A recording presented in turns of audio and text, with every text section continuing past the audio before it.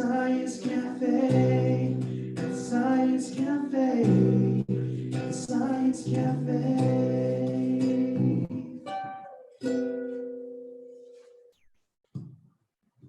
That's beautiful. I'll say.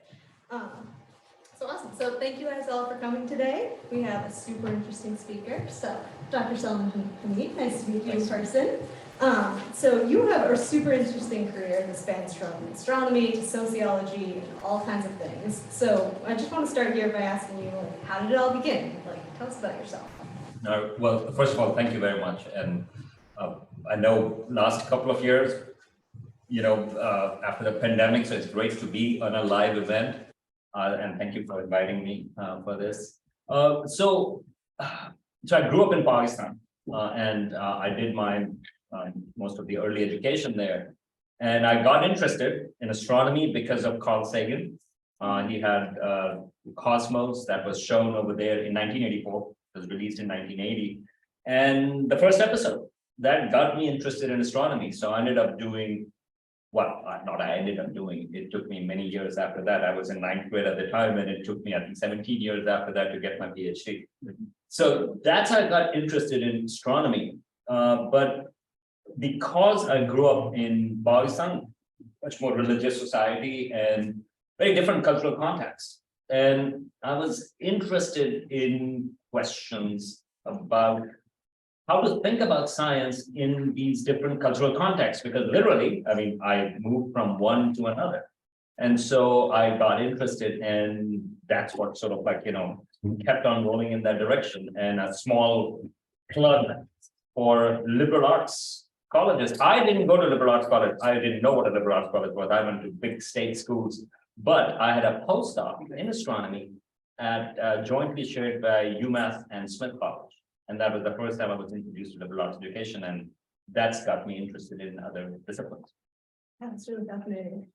So right now, what do you do now in terms of research? Like, what types of things do you study? Right. So my astronomy research was as sort of mainstream astronomy as possible. I used big telescopes.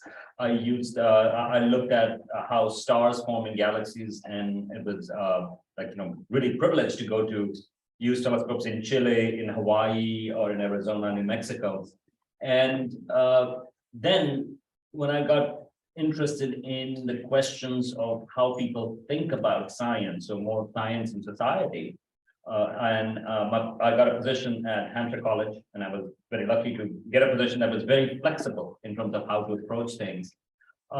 So my research moved in the direction of how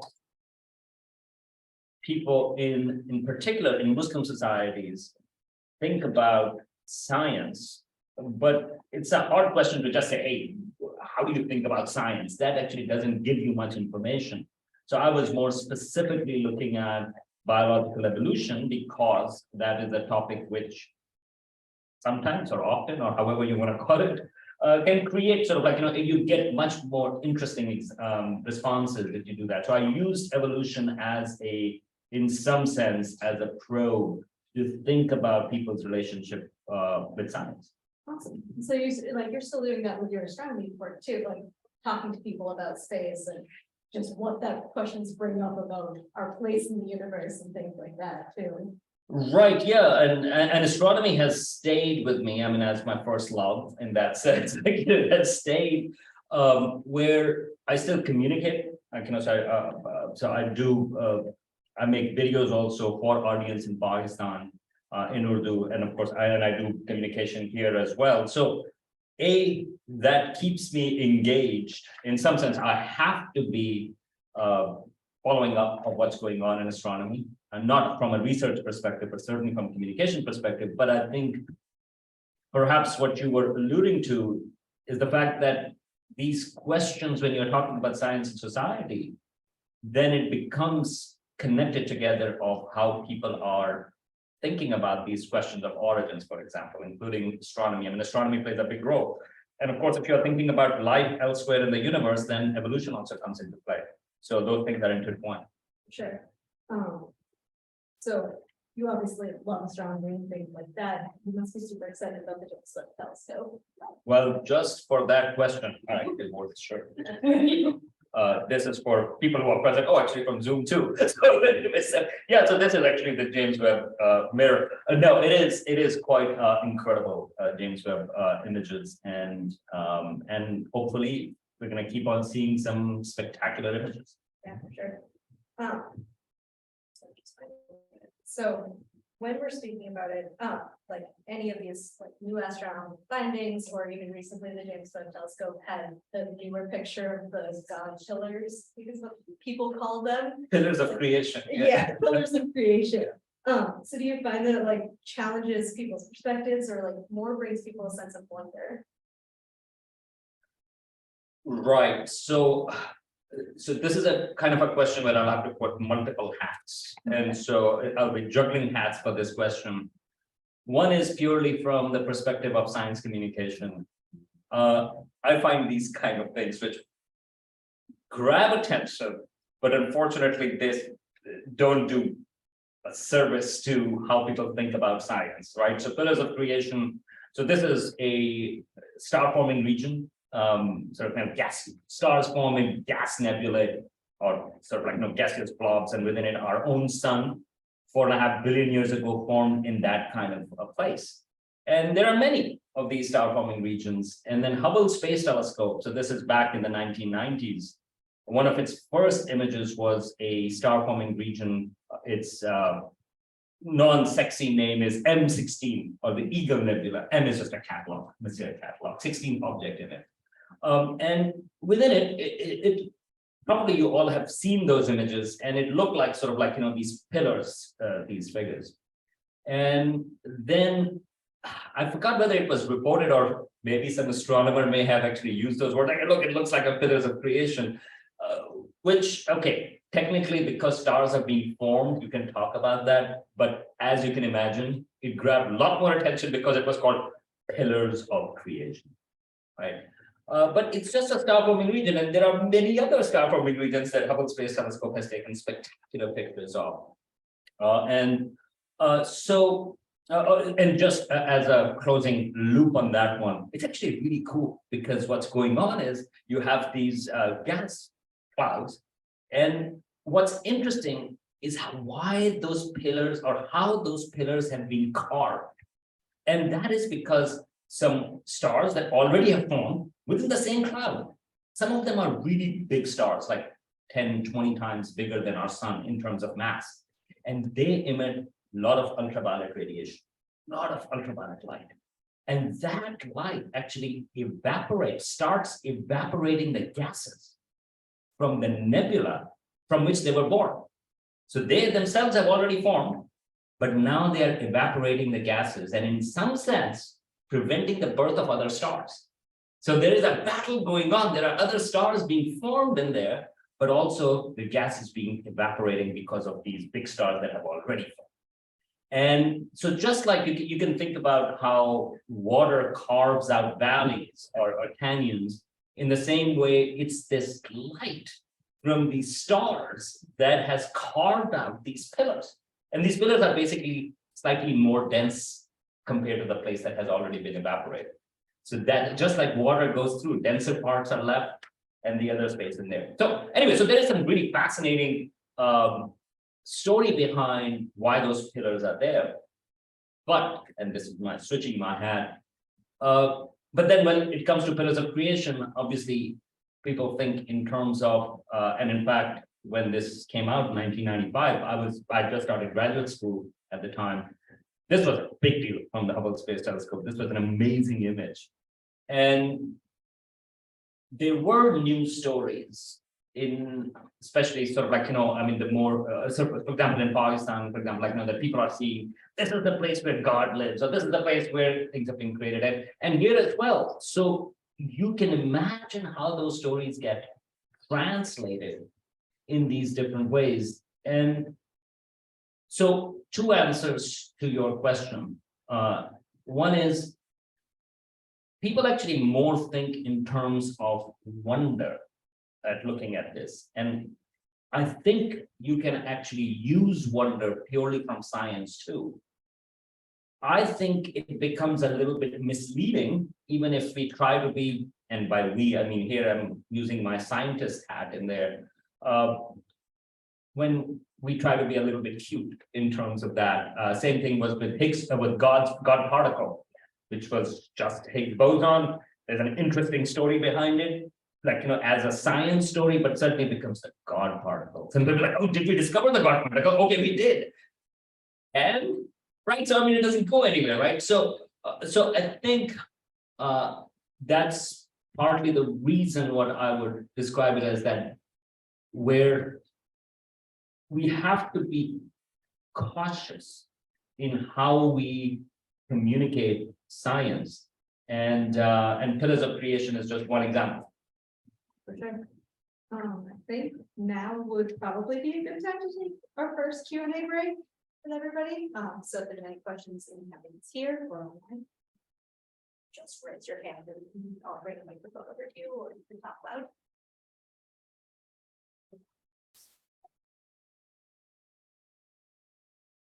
Yeah, I can talk loud. So in talking about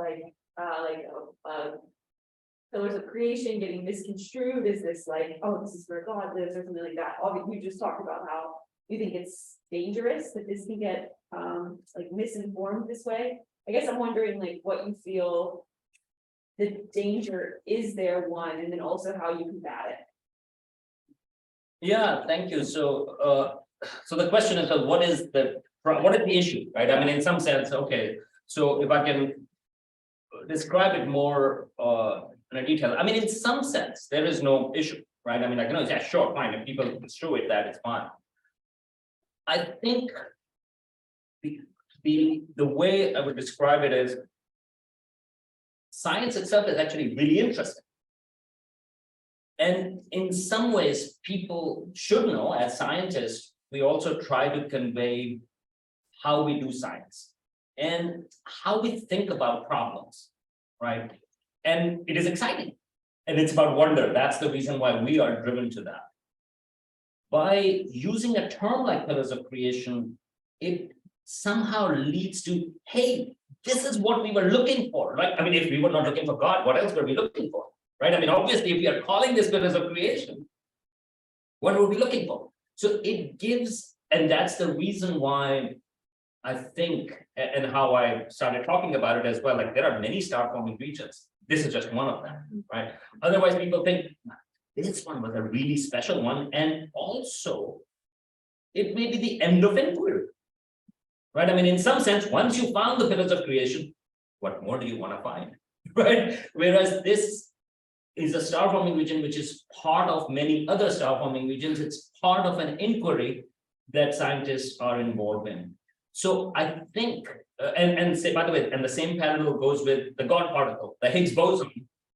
Physics didn't end there, or people were not looking for the God particle, because, I mean, in some sense, you would think that once you find it, you're pretty much done, right? So I think there is a subtler issue in terms of how we do science, and in a context where today, for example, I mean, I think and it's not just today, I mean, you can actually look at science communication literature from 10, 20, 30, 40, 50 years ago. There has always been this issue that public has to engage with science.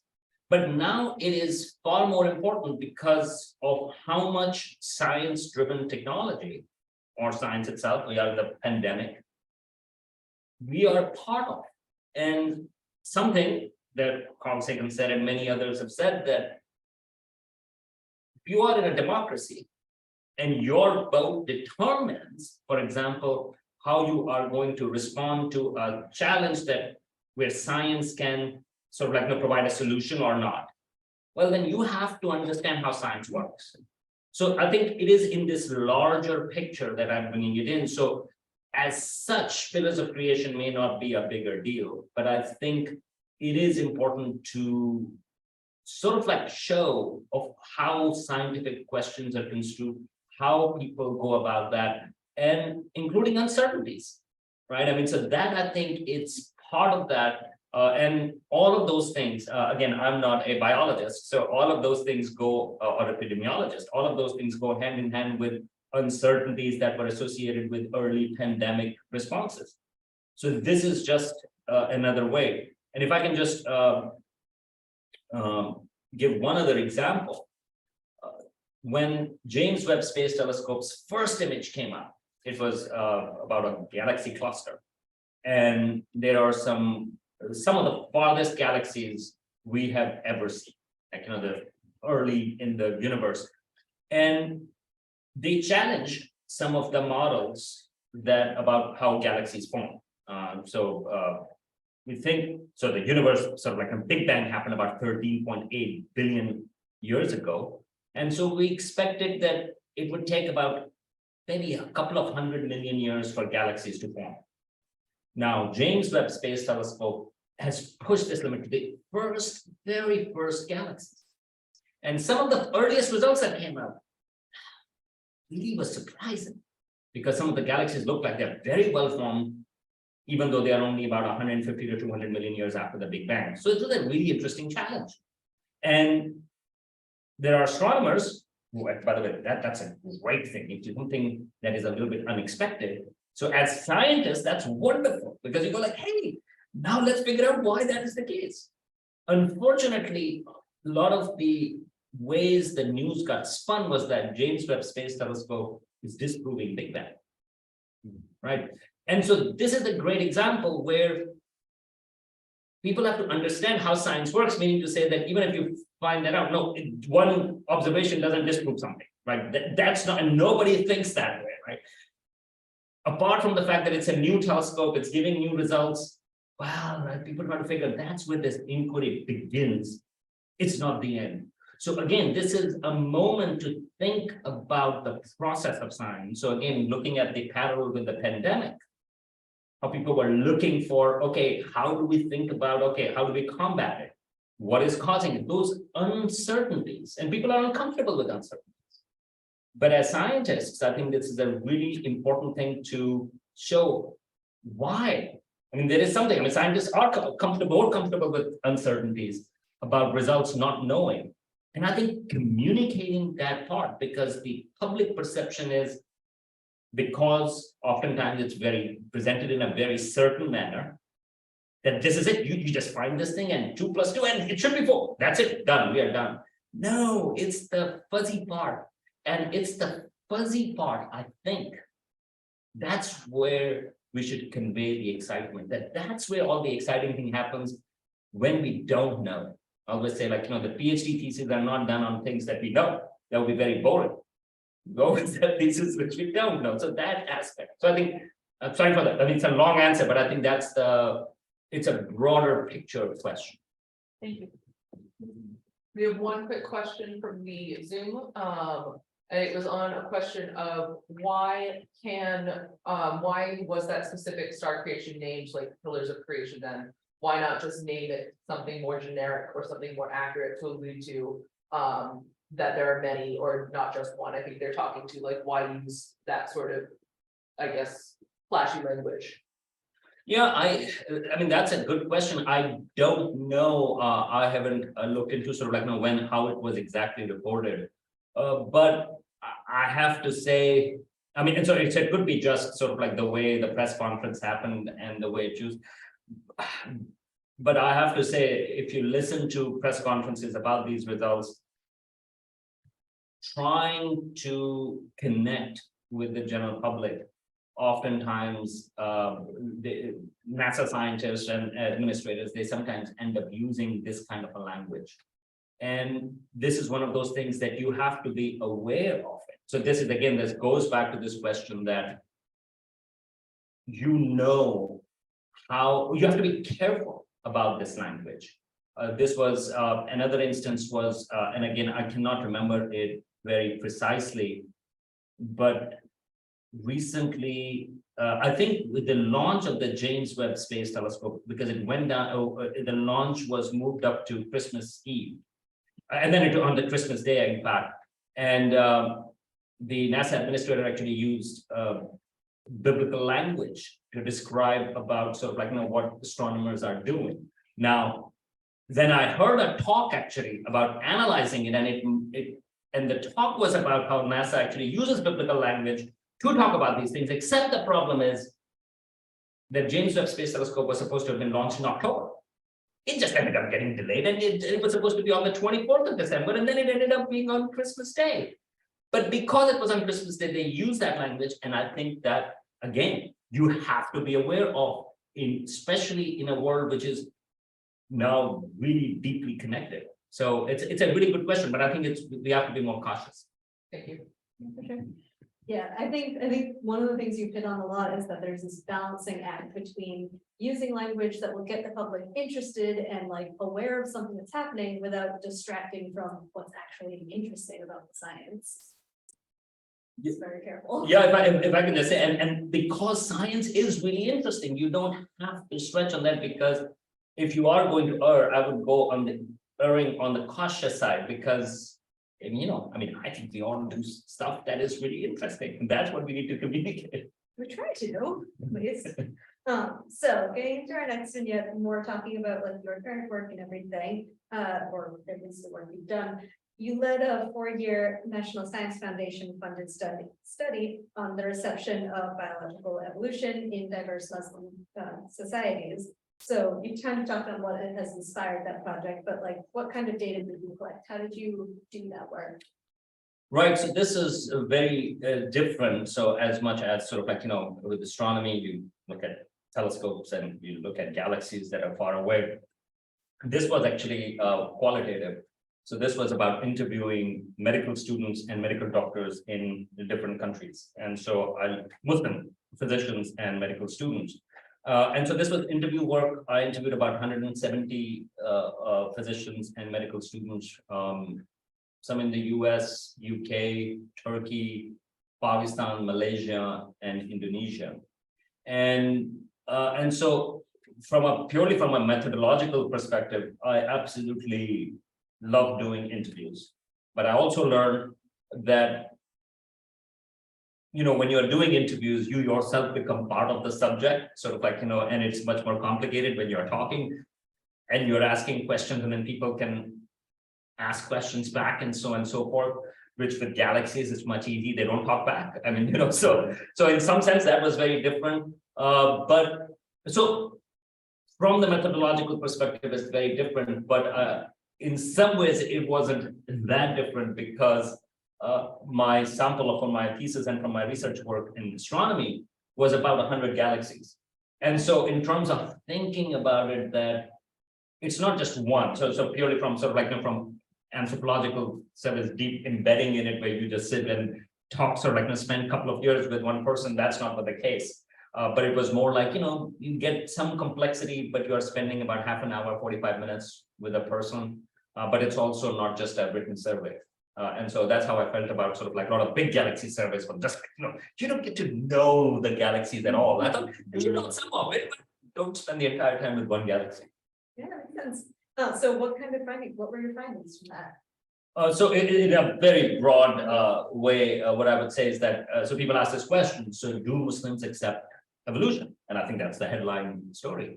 And my answer to that would be, I don't know, because it depends on who you ask, it depends upon where you ask, and it depends on sort of like, the political, social contexts as well. And so just to give you an example, in some places, like for example, in Turkey, the issue of evolution is tied to politics. So it became a political issue because politically, this was sort of like, in the 80s and early 90s, the secularists used evolution as a divisive point. And so in response, again, political Islamists, right? So I want to be careful about that. Political Islamists said, oh yeah, we are the ones, we are different from them because yes, we reject evolution, right? So there are different places where people think differently. In Pakistan, it was not a political issue. And so the way people talked about evolution was all over the map, meaning to say some really struggle with that question. They are talking about it. It was not tied to their identity. And some of my favorite examples, if I can give you, like, was these kind of positions. So either people accept or reject. I mean, those were all, spectrum was there in Pakistan as well. But there was a category, about a third of the interviews. I interviewed about 45 people over there, 46, and a third of them answered somewhere in the neither category. And the example would be, so I should just mention that when I was doing these interviews, I would not start by saying, hey, do you accept evolution or not? It was embedded in the middle. I would ask them, do you know about biological evolution? What do you know about it? I would talk to them. They were all physicians or medical students. I would ask them about whether it is applicable. Have you sort of like, thought about, have you encountered it in medical studies and all of that stuff? And then later on in the middle of it, I mean, do you personally accept biological evolution or not? And then, of course, microbial, animal, human evolution. So there are multiple gradations of it. And human evolution obviously becomes one of those tense points in there sometimes. And some of the answers were that I find absolutely fascinating were the ones where somebody would say, well, I accept it in the hospital, but I reject it when I go home. And there were variations of that, like, somebody would say, well, I accept it scientifically, but I reject it religiously, right? And so to me, these answers don't fit the usual categories of that. And to me, that's the most fascinating examples, because this actually tells you that this particular question about human evolution or evolution, it's also tied to the question of place or space, because if there is a physician and they are in the hospital, then their identity is actually more connected to being a doctor or a medical student. And they are thinking about this question in a different way. So meaning to say, evolution itself has a different meaning when you are in the hospital. Whereas when you go home, then the context changes and they are thinking about what evolution means in a very different way. And so it's I mean, this is one of those cases where you cannot just, as somebody doing the interview, you don't want to say, hey, wait a minute, this is inconsistent. Can you please come back with a consistent answer? No, it's this inconsistency that is so amazing and also reflective that, and that's one of the reasons why I have a harder time trusting, for example, polls, Pew survey or others. I mean, they've done a great job and things like that would happen, but for a topic, something like this, because just think about it, you are doing whatever you are doing, and whether you're in the hospital or at home, and suddenly somebody calls you on the phone and says, well, we are doing a survey for so-and-so thing, like, and then they ask you a question, do you accept evolution or not? And no, I mean, what you're going to say, and what does it mean? I mean, there's a lot of things tied to that. And so that aspect was part of that complexity was there. And in fact, one of the students, medical students who actually I asked who responded to this particular question about I accept it in the hospital and I reject it when I go home, I actually did ask him, how would you respond to it if you had a survey and somebody called you on the phone? And he actually, literally, he looked around and he said, well, I'm in the hospital. Of course, I'm going to say I accept evolution. But if you're at home, he's going to say no, right? So there is that element. But then at other places, and again, I don't want to generalize it, but for example, in Malaysia, we found that most medical students and medical doctors that I interviewed are about 30, so the number is small. Most of them actually rejected evolution, even though they were in medical profession. But the interesting thing over there was that right in the beginning, I would ask them, what do you know about biological evolution? And many of them responded by saying it is against Islam, even though I didn't even ask that question, right? In Pakistan, when I asked the same question, they would say, oh, I don't know. I learned it in school. I don't remember what it was. But in Malaysia, people were much more certain that it was tied to religion, whereas in other places it wasn't.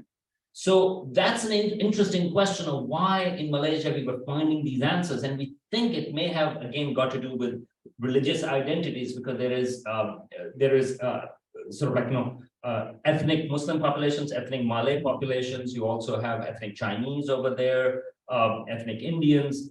And when we asked in Malaysia with some of the respondees, when did they first hear about evolution and whether the teacher who taught them in school, they accepted evolution or not, many times they didn't remember if the teacher accepted evolution or not, but they used their identity marker. They said, well, teacher was Chinese, so probably they accepted evolution.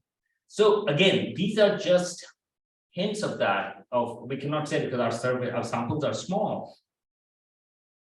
But this tells you how these kind of questions are shaped. And if I can just give you one other example in terms of vignettes, the other kind of vignette for this issue in England, where I also interviewed, and in Europe in general, but in England certainly plays very differently, where there were a lot of concerns about like, oh, Muslims are rejecting evolution, and some of the anti-immigrant groups were using this to argue against immigration. So evolution was used by the far-right groups in England because they said that Muslims are a threat to the education system, which is a whole other, and then again, for many, and we don't know those Muslims who have no problem with evolution. We only hear if somebody rejects evolution over there, like in Europe, that becomes a big political news. Especially this was the case in the late 2010, 11, 10, 11, 12, 13, around that time. And there is a parallel to the hijab debate because a lot of the Muslims then say, okay, how do we differentiate ourselves from the dominant majority? And so one way to do that is, okay, well, here is a case. Okay, so in England, well, Charles Darwin is also on the currency, like, says, oh, okay, well, yes, we are the ones, we are different because we reject evolution. Right? So it's a much more complex thing. Now, of course, there are a lot more who have no Muslims in England and in Europe who have no problem with evolution, but that doesn't make the news. You only hear if there is a controversy. And then you have people like Richard Dawkins and others who actually really use that as a sort of like, for anti-Muslim sentiment and things like that. So it gets into that. And of course, while I'm mentioning that, it gets really tricky because in the US, it's a different context. And so this was very confusing because there was some collaboration between the far-right groups in England and far-right groups in the US. And so that was very confusing because they were like, they reject evolution. But then here, a lot of the collaboration was with the groups that reject evolution here. So I was gonna say, I think like, well, the US is a different place in a different situation. A lot of the things are common. But I think if you go to someplace in Maine versus interviewing people in Alabama or things like that, different religious communities are gonna have the same complexity of their answers, what they believe. But it really is getting that the like human condition of like, what do any of these things mean to us, because especially with what Nia's saying, with the people that accepted it in the hospital but not in the home, it's really about like evolution means something different to them in those different contexts. Like it might in the hospital just mean we treat this disease with this drug because we know it came from this ancestor, and like that makes sense to people. But when you start to like bring it home and start to bring it into like these political issues or your religion and all of these, it really challenges like how you think about yourself and your past and everything.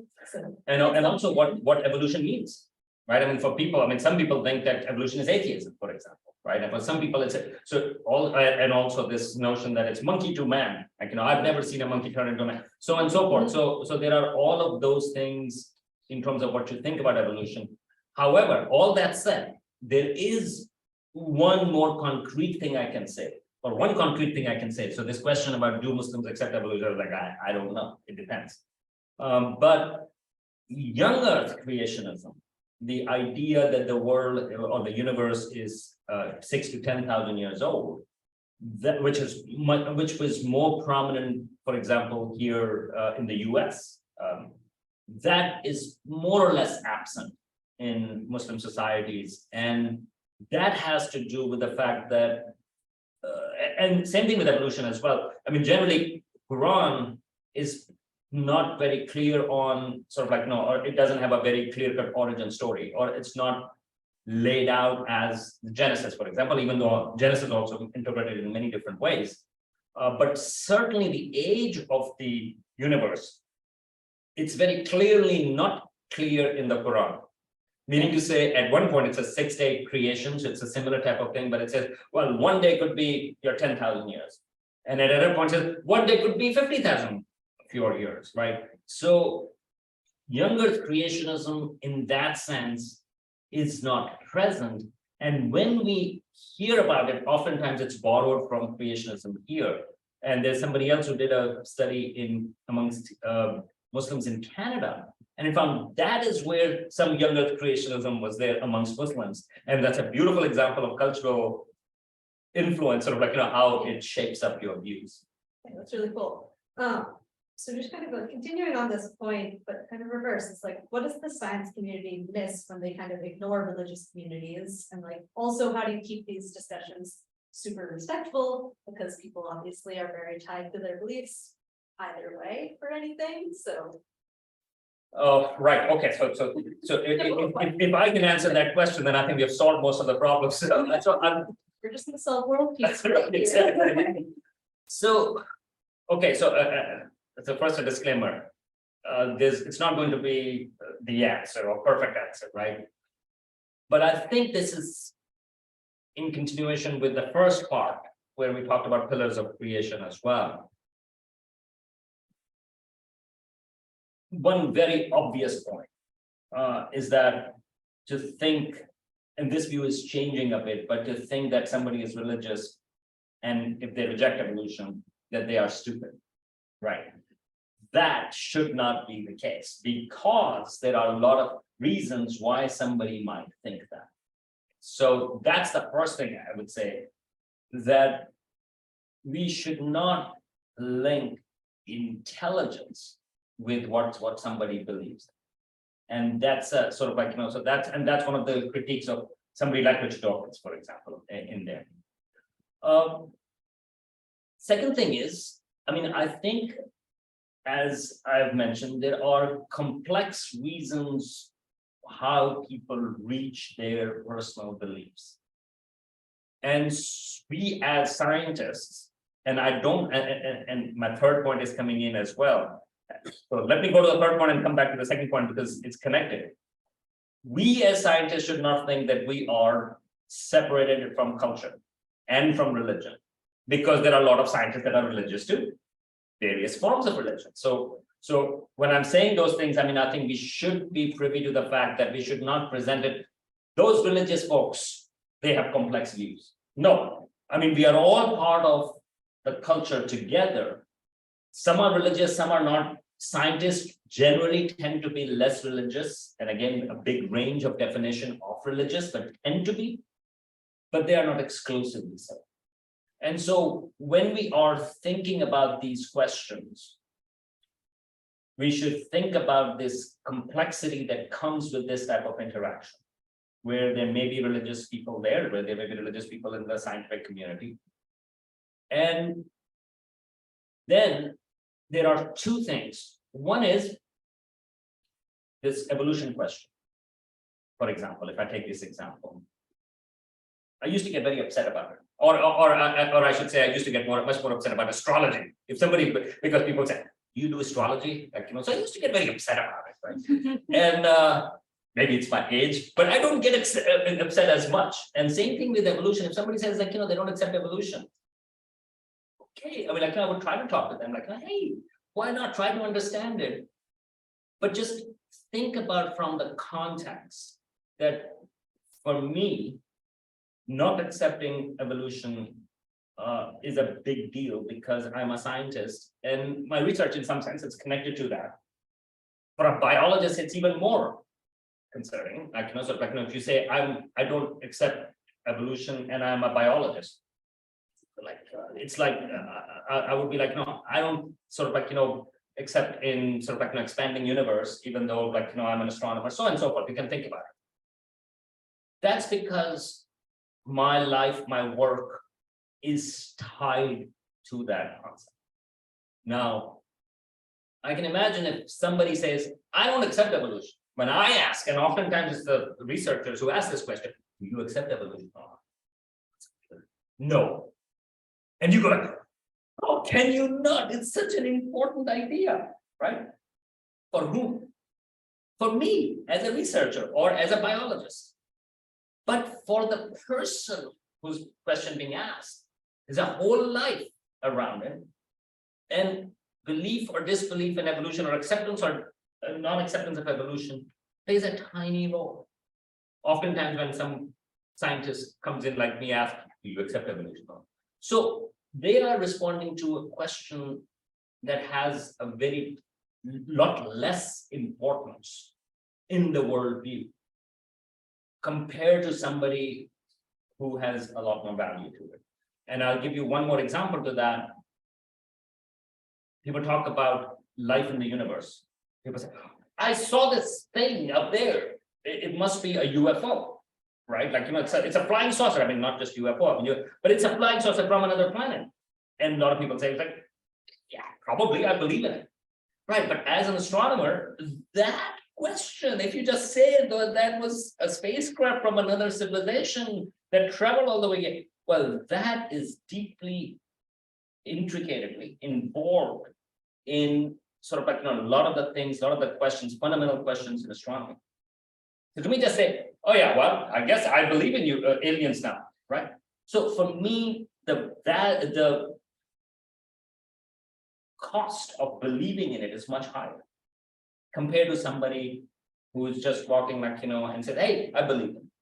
So I think that imbalance in some sense, we have to understand that and be sympathetic to that. And of course, and I'm not just saying that everybody who's not a scientist do not take those things as seriously. I'm just saying that people can. And we have to understand that for some people, it's not as important of a question as it is for a scientist. Yeah, I think it's all about like maintaining perspective and seeing things from other people's views. Right. It's really good. I think we'll throw to some more questions. Do you have any from the audience or on Zoom? We do have a Zoom question. Do you think that the exploration of space or the discipline of astronomy could also be differently embraced in different religious contexts or cultural contexts? Great question. Yes, absolutely. And again, from astronomy perspective, it does conflict in some ways with the young Earth creationism. Because if you think that the universe is 10,000 years old, and then immediately you get into trouble when you look at the center of the galaxy, because the light from there is coming after 30,000 years. So that immediately clashes with that.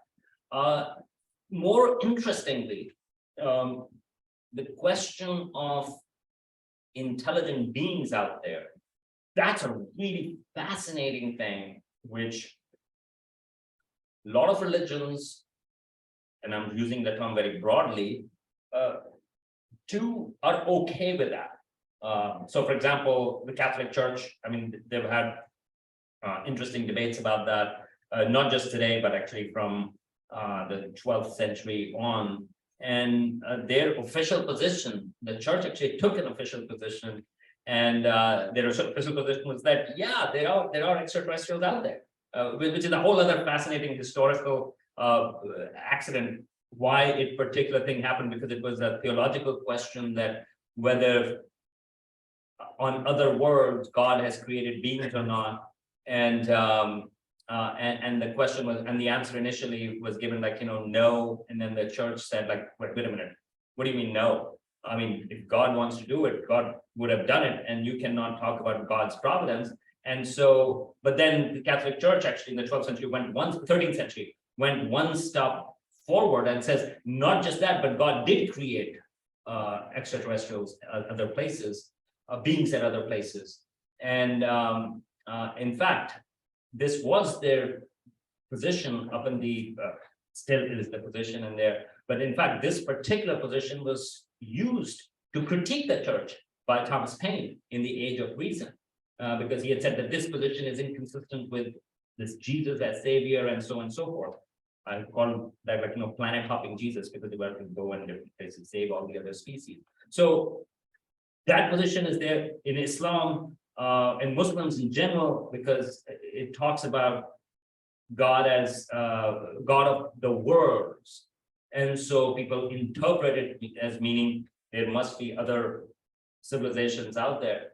But all that said, I think it's a really interesting question because if we do detect intelligent beings, and again, there is a whole question about what intelligence means, I think it would raise some phenomenally interesting theological questions because people will have to really grapple with our sort of like lack of importance, but also it would depend upon what kind of intelligence and so on and so forth. So I think a lot of people I would say that they think it's not that big of a deal, but I think it would be a really interesting thing. And we actually, as human species, it's not just about religion, but I think as human species, how we will deal with that, I think it would be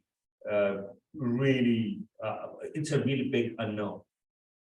Just a plug for Arthur C. Clarke's book, Childhood's End, that came out in, I think, early 50s or early 60s. I forgot. I think it's in the early 50s, 1954. Really wonderful book, but that's the book that deals with that, like, that there is this spacecraft that comes in and we know it's intelligent and they come in and they just hover above us for 50 years. It really looks at the more long-term generational impact of what would happen to humans as species. And so it's a really interesting one. And the book has a disclaimer right at the beginning. It's a science fiction book.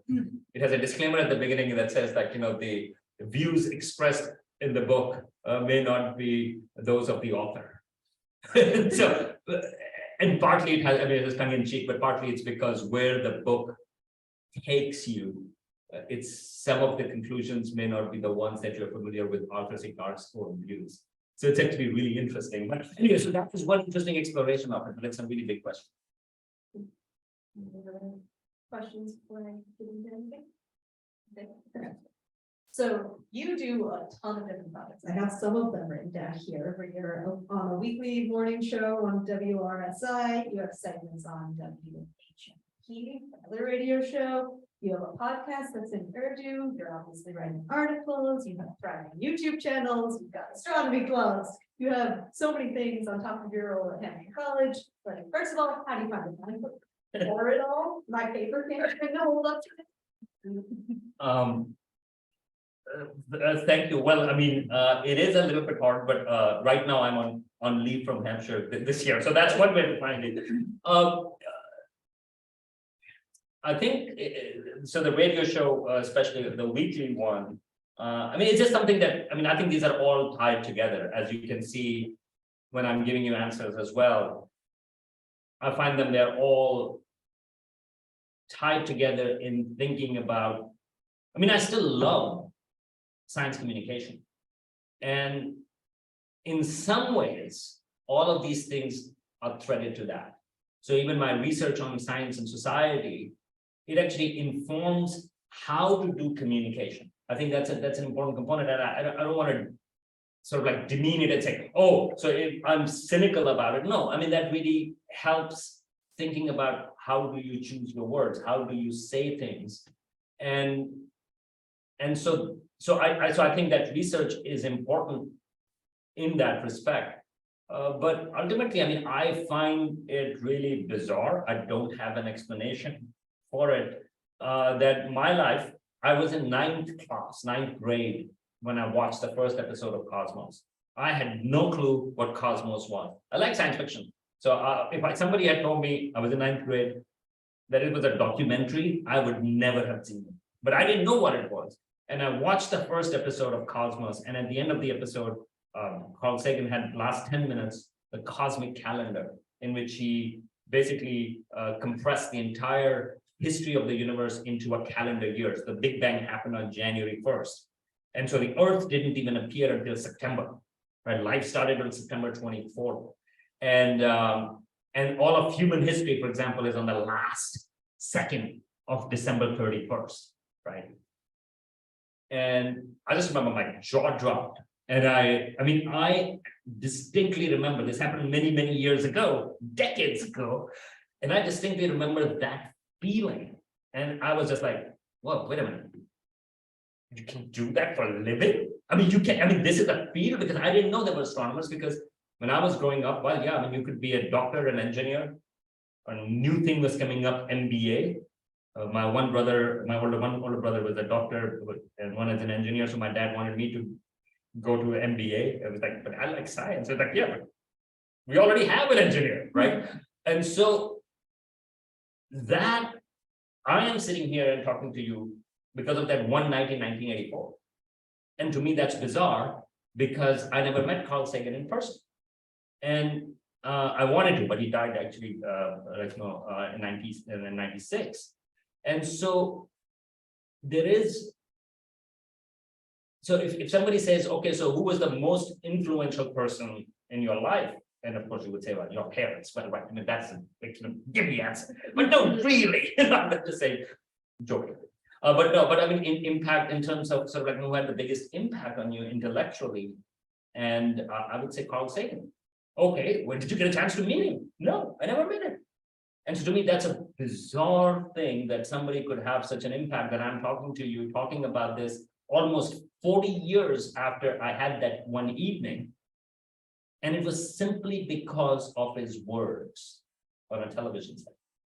And so to me, that has been the most influential thing. And that's the reason why I find science communication as the most important thing, and then to learn from it. Yeah, for sure. I think even like you talk about Carl Sagan and how inspirational he was, I was even inspired just by fictional characters of Miss Frizzle and like all growing up watching the Magic School Bus, like really got me to just ask questions about my work. And like even if it was simple kid questions, like exploring what those actually could be.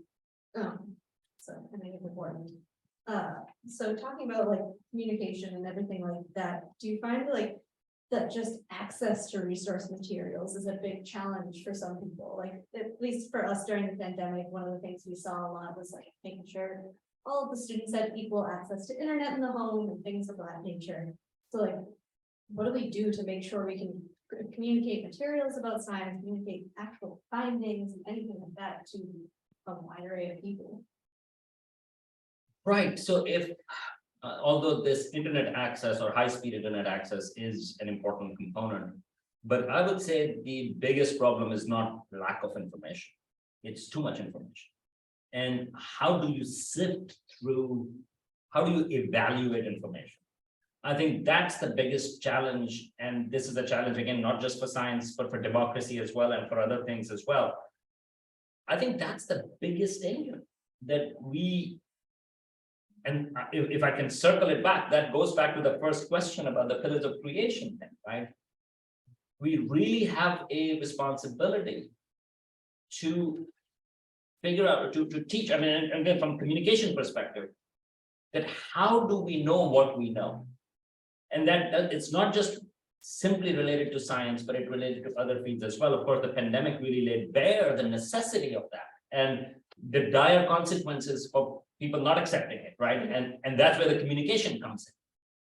But I think in the coming years, in the coming decades, the biggest thing is, so 20 years ago, I would have said that a lot of it is lack of information because you cannot get across scientific journals.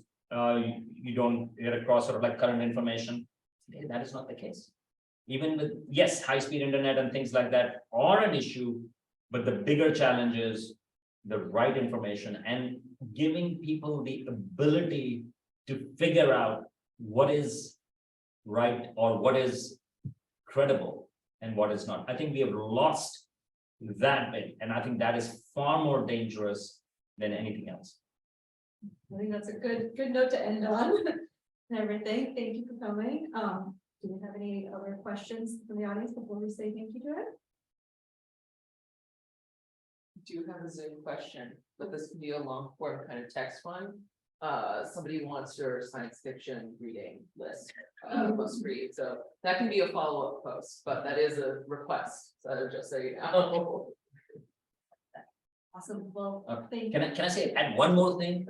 Because again, because I mentioned about one of the biggest threats, and I can add one more big threat which we should keep an eye on. We didn't talk about it, and that is about the ethics issues, like, because there are a lot of challenges that are related to science that are coming up from within the biology. You have CRISPR coming up, you have AI issues, but in the area where I'm at, I think space exploration is going to be huge in the next coming years. And it's not the final frontier, it's a wild frontier right now. There are no regulations. That's why there are a lot of companies that are going in. We really have to work out ethical frameworks, and that also goes with science communication. We should not just be blind to the excitement of space. And I'm saying that as an astronomer. We have to be responsible about that. And that is, I think, another big challenge. Well, thank you.